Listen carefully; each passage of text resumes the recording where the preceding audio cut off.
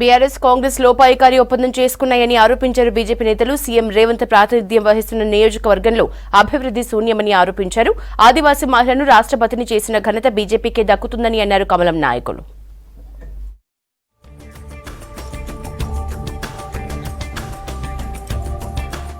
దేశంలో ప్రధాని మోదీకి ప్రత్యామ్నాయం లేదన్నారు కేంద్ర మంత్రి కిషన్ రెడ్డి. బీఆర్ఎస్ 10 ఏళ్ల పాలనలో రాష్ట్రాన్ని దోచుకుందని ఆరోపించారు. కాంగ్రెస్ 6 గ్యారంటీలతో మోసం చేసిందన్నారు. ఈ 2 పార్టీలకు పార్లమెంట్ ఎన్నికల్లో ఓటు వేయడం వృధా అన్నారు. అంబర్పేట్ జీప్ యాత్రలో పాల్గొన్నారు కిషన్ రెడ్డి.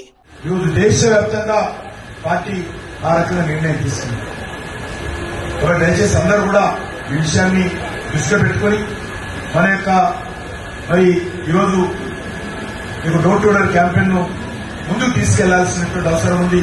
ఇంకా ఎవరైనా మీరు కోఆర్డినేటర్ గా ఉండి పని మొదలు పెట్టకపోతే, పోలింగ్ బూత్ ప్రెసిడెంట్ గా ఉండి పని మొదలు పెట్టకపోతే వెంటనే పని మొదలు పెట్టండి. ఆదివాసీలకు ప్రాధాన్యత ఇచ్చింది కేవలం బీజేపీ మాత్రమేనన్నారు కేంద్ర మంత్రి కిరణ్ రిజిజు. ఆదివాసీ మహిళను రాష్ట్రపతిని చేసిన ఘనత బీజేపీకే దక్కుతుందన్నారు. మహబూబాబాద్లో బీజేపీ అభ్యర్థి సీతారాం నాయక్ కు మద్దతుగా రోడ్ షో నిర్వహించారు కేంద్ర మంత్రి. కాంగ్రెస్ పార్టీ ఒక వర్గానికే ప్రాధాన్యతనిస్తోందని, మిగతా వారిని విస్మరిస్తోందన్నారు రిజిజు. भारतीय जनता पार्टी की लहर देख रहा हूं. अभी 19 तारीख नॉर्थ ईस्ट इंडिया में और कुछ हिस्से में फर्स्ट फेज पहला चरण इलेक्शन हो गया है. हमारे वहां में कांग्रेस का एक भी एमपी एमएलए सीट मिलने वाला नहीं है. पूरा का पूरा भारतीय जनता पार्टी स्वीप कर रहा है. మోదీ ఆధ్వర్యంలో దేశ ప్రజలకు సుపరిపాలన అందుతుందన్నారు కేంద్ర మంత్రి పీయూష్ గోయల్. చేవెళ్ల ఎంపీ అభ్యర్థిగా విశ్వేశ్వరరెడ్డి నామినేషన్ కార్యక్రమానికి హాజరయ్యారు గోయల్. కాంగ్రెస్ కు ఒక్కో రాష్ట్రంలో ఒక్కో సిద్ధాంతం ఉందన్నారు కొండా విశ్వేశ్వరరెడ్డి.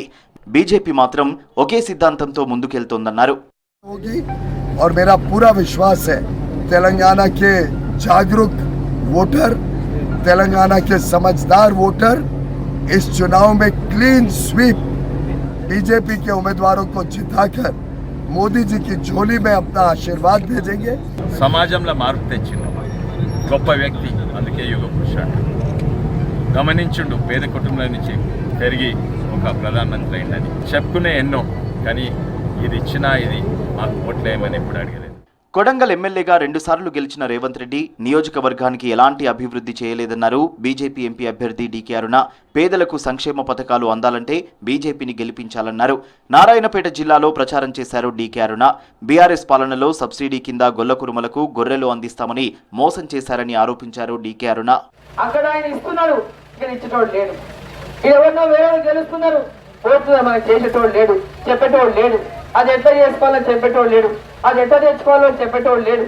కాబట్టి ఈ ఎన్నిక దేశం కోసం జరుగుతున్నటువంటి ఎన్నిక. తెలంగాణలో ఆగస్టు సంక్షోభం తప్పదన్నారు బీజేఎల్పీ నేత ఏలేటి మహేశ్వర్ రెడ్డి. ఓటుకు నోటు కేసులో సుప్రీంకోర్టులో తీర్పు తర్వాత రాష్ట్ర రాజకీయాల్లో మార్పు ఉంటుందన్నారు. ఆగస్టు 15లోపు రుణమాఫీ చేయకపోతే సీఎం పదవికి రేవంత్ రెడ్డి రాజీనామా చేయాలని డిమాండ్ చేశారు ఏలేటి. ఆయనే నేను అంటున్నాడు కోమటిరెడ్డి నా తర్వాత ముఖ్యమంత్రి అని. మరి కోమటిరెడ్డి వెంటనే ఎట్లా ముఖ్యమంత్రిని చేస్తున్నాడో మరి వారిని అడగండి. అంటే వారికి కూడా అర్థమైనట్టున్నది, జూలై 24 తారీఖు చేసేమో అవుతుందేమో, నా తర్వాత ఎవరో ఒక ముఖ్యమంత్రిని ఇక్కడ పెట్టుకొని పోవాలా, కాబట్టి నా తర్వాత ముఖ్యమంత్రి అని చెప్పేసి ఇప్పుడు అనౌన్స్ చేస్తుండంటే ఆయనకు పూర్తిగా విశ్వాసం వచ్చింది. ఓటుకు నేటు కేసులు బయటకు వచ్చే సమస్య లేదు. ఖచ్చితంగా జూలై 24కి సుప్రీంకోర్టు తీర్పు ప్రకారం మరి జైలుకు పోతే ఇక్కడ ముఖ్యమంత్రిని నా మనిషిని పెట్టుకోవాలని చెప్పి మరి కోమటిరెడ్డి పేరు చెప్తున్నాడో ఇట్లను. బీఆర్ఎస్ కాంగ్రెస్ లోపాయకారి ఒప్పందం చేసుకుని తనను ఓడించాలని చూస్తున్నాయన్నారు ఎంపీ బండి సంజయ్. కేసీఆర్ కేటీఆర్ బజారులో పడడానికి కారణం తానేనన్నారు. అందుకే తనను ఓడగొట్టేందుకు కేసీఆర్ కరీంనగర్ వస్తున్నాడన్నారు. సిద్దిపేట జిల్లా హుస్నాబాద్లో ముఖ్య కార్యకర్తల సమావేశంలో పాల్గొన్నారు బండి. ఒక్కసారి ఆలోచన, గ్రామ సర్పంచ్ వంటనే భయంతో బతికే పరిస్థితి వచ్చింది వాళ్ళకి. నరేంద్ర మోడీ ప్రభుత్వం ఏర్పడిన తర్వాత మొన్న ప్రభుత్వ హయాంలో మా గవర్నమెంట్ లో 8 మంది ఎస్టీ సామాజిక వర్గానికి సంబంధించిన ఎంపీలను మంత్రులు చేసిన ఘనత నరేంద్ర మోడీ.